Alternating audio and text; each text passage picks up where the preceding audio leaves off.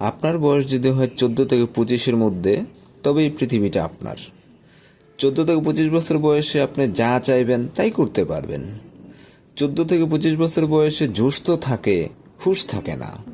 তাই আসুন, আইকে হেভেন পথ একাডেমির সাথে 14 থেকে 25 বছর বয়সকে নিয়ে একটু গবেষণা করা যাক। 1. আমি সব পারি। জন্ম থেকেই আমি জয়ী।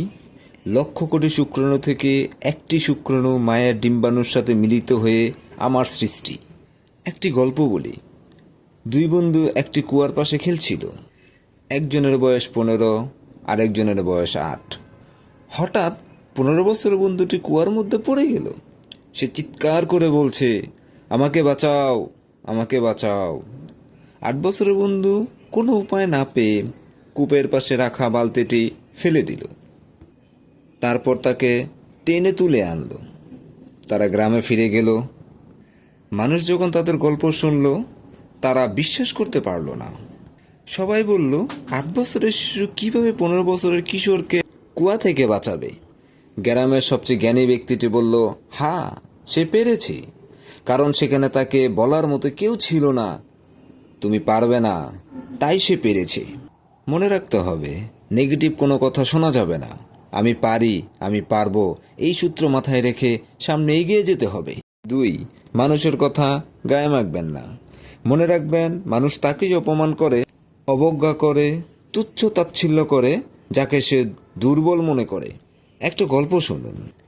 একদিন স্বামী বিবেকানন্দ একটি রেস্টুরেন্টে খাবার খেতে গেল। উনি যে টেবিলে বসেছে, সেই টেবিলে তার প্রফেসর বসেছিল। তাকে দেখে প্রফেসর তো রেগে মেগে ভূত। বজ্রকণ্ঠে প্রফেসর বলল, শুয়োরও পায়রা এক টেবিলে খাবার খেতে পারে না। এই কথা শুনে স্বামীজি হেসে বললেন, আপনি যখন বলবেন আমি তখনই উড়ে যাব। আচ্ছা বলুন তো, এখানে শুয়োর বা পায়রা কে? পারলে কমেন্টে জানান। 3. সুযোগকে চেনা। আপনি কি জানেন, ইয়াহু কোম্পানি যা গুগলের মতো একটি সার্চ ইঞ্জিন কোম্পানি? 1998 সালে গুগল ইয়াহুকে একটি অফার দেয়। মাত্র $1 মিলিয়ন বিনিময়ে ইয়াহু যেন গুগলকে কিনে নেয়। ইয়াহু গুগলকে কিনতে অস্বীকার করে।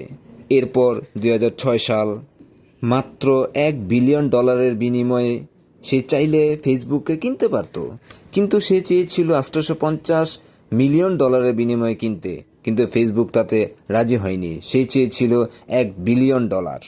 সময়ের চাকা ঘুরে যায় 2017 সালে।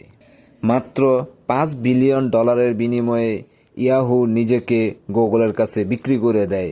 আজ সেই গুগল, যেই গুগল আমরা সার্চ ইঞ্জিন হিসেবে প্রত্যেকটা সেক্টরে ব্যবহার করে থাকি। ভেবে দেখুন, কি হাস্যকর ব্যাপার। সুযোগ ব্যবহার করতে না পারার জন্য ইয়াহু আজকে পৃথিবী থেকে বিলীন, গুগল আজকে নিজেকে প্রতিষ্ঠিত করতে পেরেছে।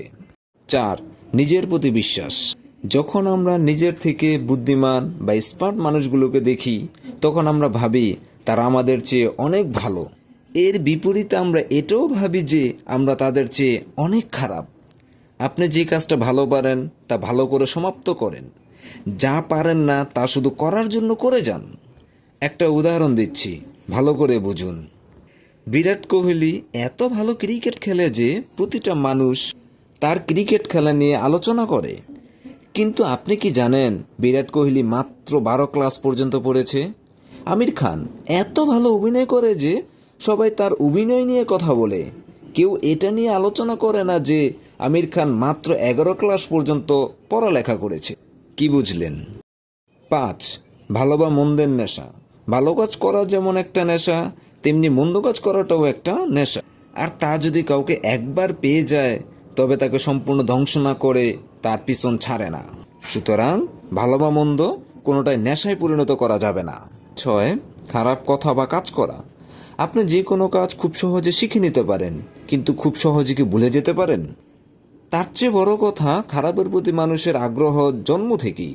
সুতরাং আমাদের উচিত খারাপ থেকে যতদূর সম্ভব দূরে থাকা, ভালো কাজের প্রতি আকৃষ্ট হওয়া।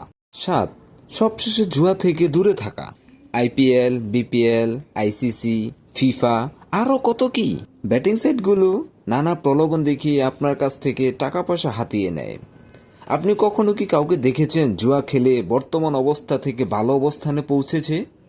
দেখে থাকলে কমেন্টে জানান। আমার যতটুকু ধারণা বা বিশ্বাস, বেশিরভাগ মানুষ জুয়া থেকে খারাপ অবস্থায় পৌঁছেছে।